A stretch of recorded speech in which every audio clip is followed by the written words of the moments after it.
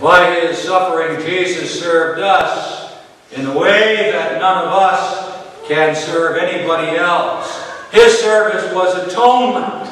His service was redemption of us from the tyranny of Satan.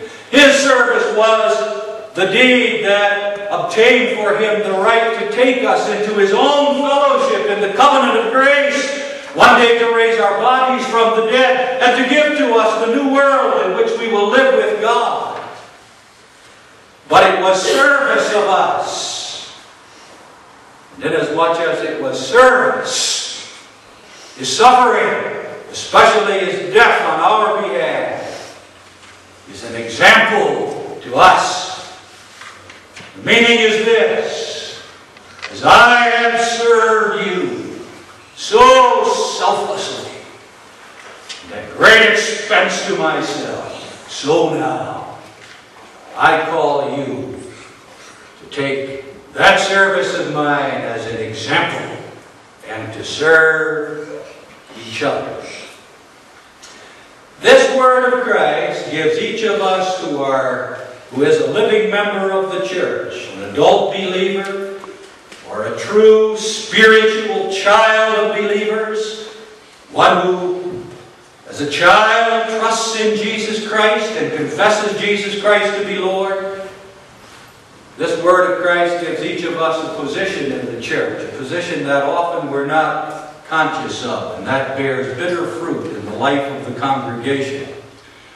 When we think of positions in the church, we think of the minister, we think of the elder, we think of the deacon. Only a few men in the church occupy those positions. All of us have a position in the church, an important position, with work that belongs to that position. And that position is the position of a servant. That includes the minister, and that includes the elders, and that includes the deacon. It includes the women, as well as the men, and the children and the young people, as well as the grown-ups. Christ's Word gives us the position of a servant in the church. The only alternative is that we're lords in the church. The only alternative is that instead of serving each other, we try to dominate each other.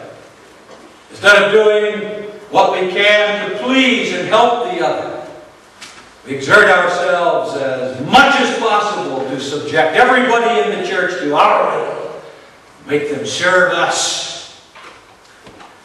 Do you know that was going on among the disciples? At the moment he performed this peculiar act, the occasion of his getting up from the table and stooping down to wash the disciples' feet was that there was a fight going on among the 12 disciples, which of them would be the greatest in the kingdom of heaven. The night before, he served them and us by giving himself to the death of the cross. They were at each other's throats. Which of them would be the boss in the kingdom of heaven? They knew the kingdom of heaven was coming.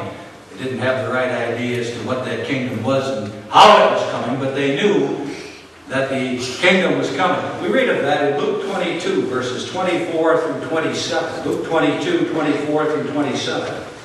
There was also a strife among them there at the upper room, which of them should be accounted the greatest. He said unto them, the kings of the Gentiles exercise lordship over them, and they that exercise authority upon them are called benefactors. But ye shall not be so. But he that is the greatest among you, let him be as the younger. And he that is chief is he that doth serve. For whether is greater, the one that sitteth at meat, or he that serveth? Is not he that sitteth at meat? But I am among you as he that serveth.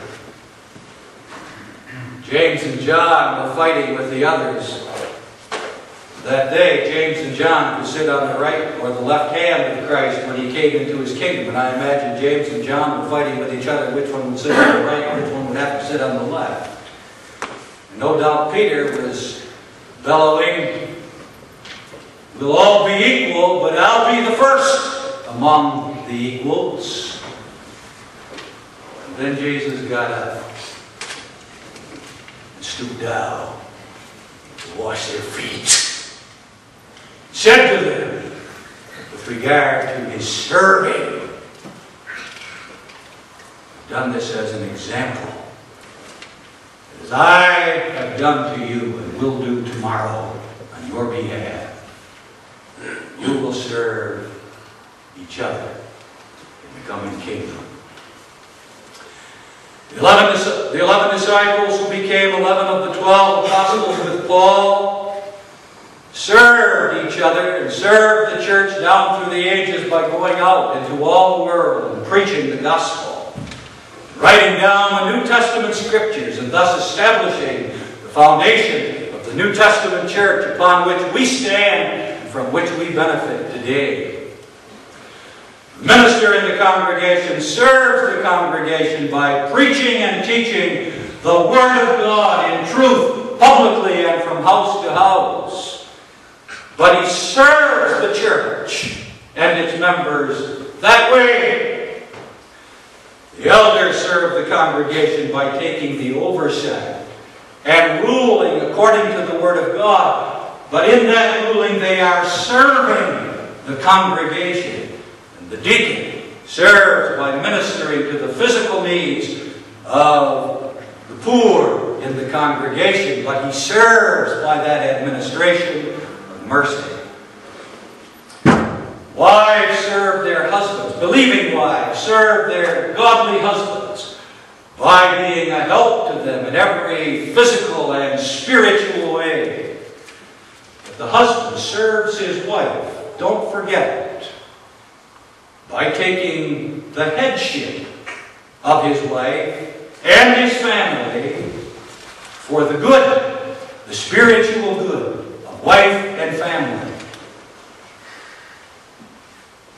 Children serve their parents by honoring them in the Lord, but parents serve their children by exercising their godly rule in such a way as for the spiritual, physical, emotional welfare of their children. Every member of the congregation serves the whole church and every other member by taking his or her place willingly as a lively member, building up the congregation, contributing whatever gifts he or she has, by a word of comfort, by a word of rebuke, by material help, and in many other ways. Oh, there are so many ways, even in a relatively smaller congregation like this, to serve, because the needs of the people of God are many. And this service must not be shirked, because it comes with a cost to us. Don't forget, the Lord said, "As I have washed your feet."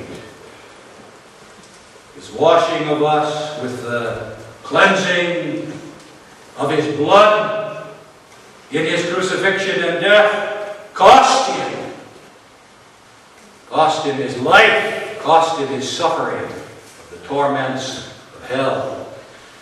We're told that 11 of the 12 apostles served the church,